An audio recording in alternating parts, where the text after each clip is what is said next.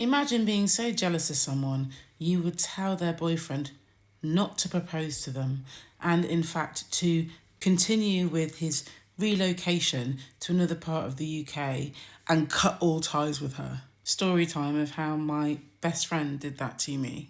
I've never really been a jealous person. That's not to say that I don't see things in life and think, oh, I want one of those, or I'd like to do that, or I'd love to have that experience. And in some cases, I can acquire that experience, that product, that item. In some, I can't.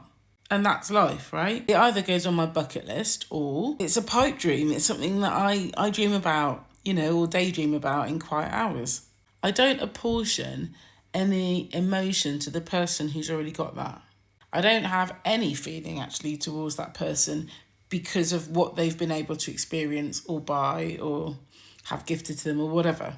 If anything, if I know that person, or if it's like a heart-touching story, then I will feel happy for that person. So jealousy's not my bag. Back in the annals of time when I was 19 years old, I'd been dating a guy. I'd met him in the Students' Union.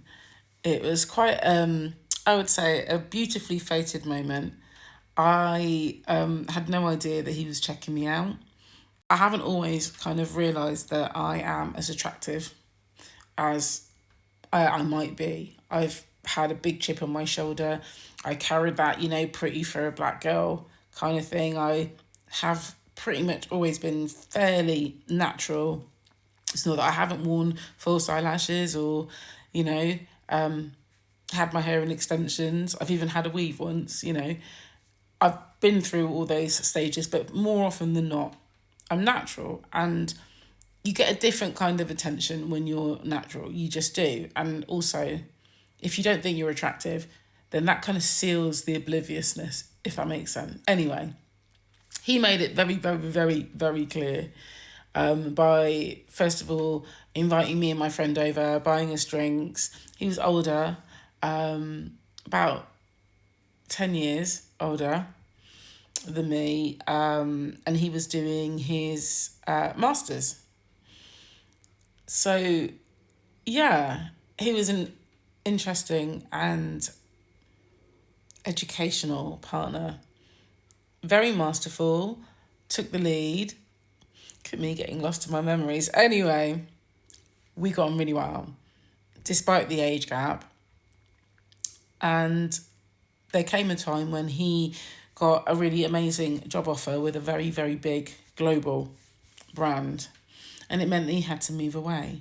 Now, we'd been going out officially for kind of around 6 months at this point. So although we'd kind of known each other longer, it was still a fresh relationship. And I think this tempered his view, as well as the fact that I was much younger than him and I'd just started my university journey. Unbeknownst to me, he'd had a conversation with my best friend. Now, this young lady I had known for a couple of years, and she knew that all I really wanted was a decent job and 2.4 children. She knew that that was a dream for me, and she had watched me, not succeed, let's put it that way, in our first year, and she'd seen people treat me in certain ways too. So why, when my boyfriend at the time talked to this girl and told her about what he wanted to do, which was to come to me, to show his commitment by proposing to me, to invite me to move with him. Yes, it would mean I'd have to change uni, but I would have free board because he could more than cover his own mortgage that he had on a house, on a property down there. He was getting a stellar salary, so I wouldn't have to worry about bills. I just had to focus on myself. Why did this girl tell him that he should leave me alone, that he shouldn't even bring it up to me, that he should just leave? And the same girl comforted me when he came to see me that last time to say goodbye, when my heart was breaking so much, I couldn't even properly say goodbye to him because I couldn't understand why we hadn't even had a conversation about even trying long distance. My friend shared, as she comforted me, that she'd also advised him not to even suggest that because, they never really work. It wouldn't be fair on me because, I'm at uni, it's supposed to be fun. Jealousy and envy are dangerous. So dangerous. I'm not saying that my life would have been perfect, that this guy and I would have ended up happily ever after married, but who knows?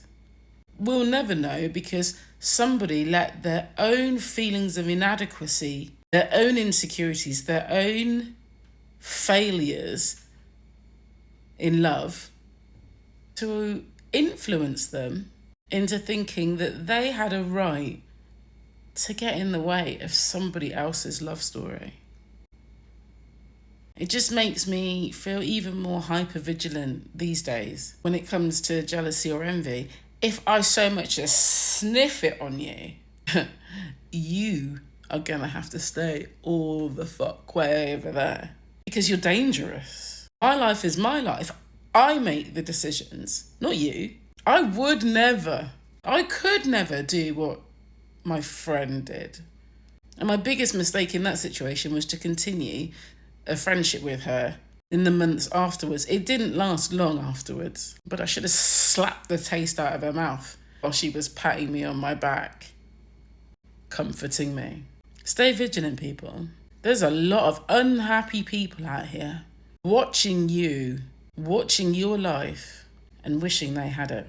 And because they know they can't have it, the next best thing for them is to make sure you don't either.